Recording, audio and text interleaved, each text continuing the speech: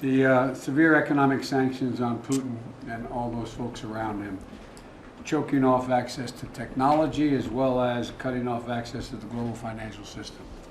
It's had a profound impact already. And the goal was to maximize the impact on Putin and Russia and to minimize the harm on us and our allies and friends around the world. Our interest is in maintaining the strongest unified economic impact campaign that on Putin in all history, and I think we're well on the way to doing that. Today I'm announcing that we're adding dozens of names to the list, including one of Russia's wealthiest billionaires, and I'm banning travel to America by more than 50 Russian oligarchs, their families, and their close associates. I don't know whose analysis it is, but the readout was that the worst is yet to come. There's more bad to come. So it's pretty horrible. There's been a push by some Democrats to ban the import of Russian oil, and I believe that Senators Manchin and Murkowski are going to put forth a bill on that today. Where do you stand? I'm all for that. Ban it. Ban the oil. Ban the oil come from Russia. Yeah. I don't understand what kind of person can plan such acts. This is genocide and Nazism.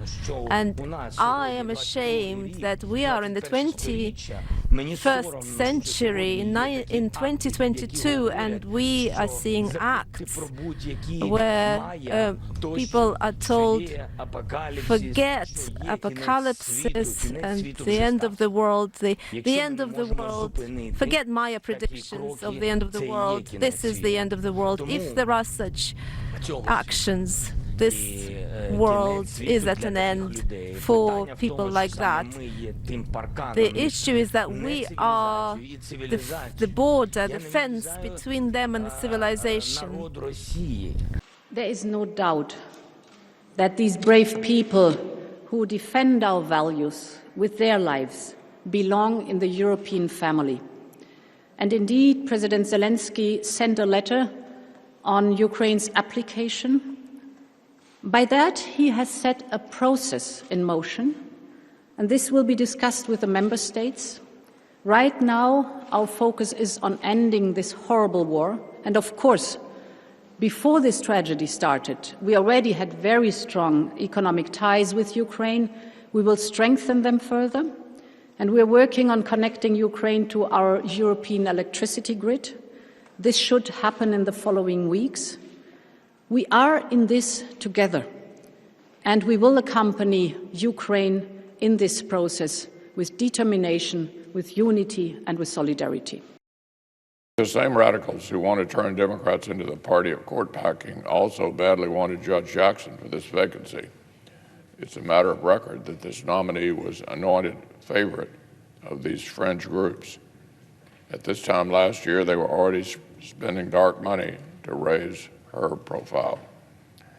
So I intend to explore why groups that are waging political war against the court as an institution decided Judge Jackson was their special favorite.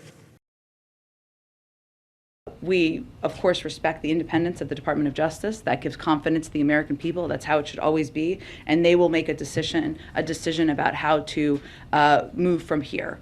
As it relates to Vice President Pence, I would say the President believes that anyone who is asked should participate in the process of getting to the bottom of what happened on January 6th. But what would it say about a commitment to this principle if we let actual playing fields, the courts, fields, rinks, pools, and tracks of youth and collegiate sports be tilted in favor of biological males with inherent physical advantages?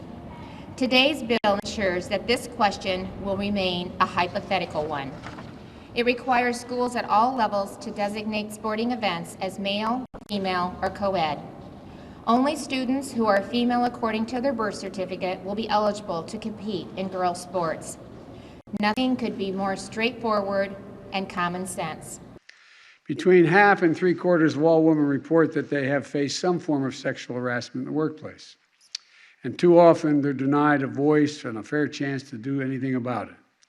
Today we send a clear and strong message that we stand with you for safety, dignity, and for justice.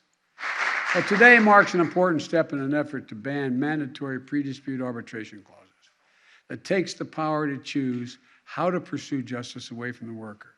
And I'm glad that there was a broad bipartisan support and unanimity in the United States Senate that we should never be forced, there should never be a forced arbitration clause for sexual harassment and/or assault. I'm now going to step over here and sign this bill. And by the way, it's my hope that with the support of all the members of Congress here, I look forward to signing legislation to strengthen and renew the Violence Against Women Act.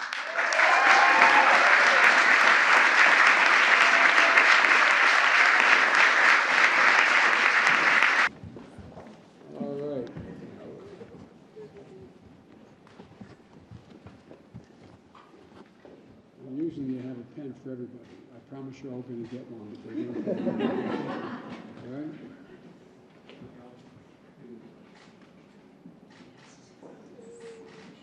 Now the law.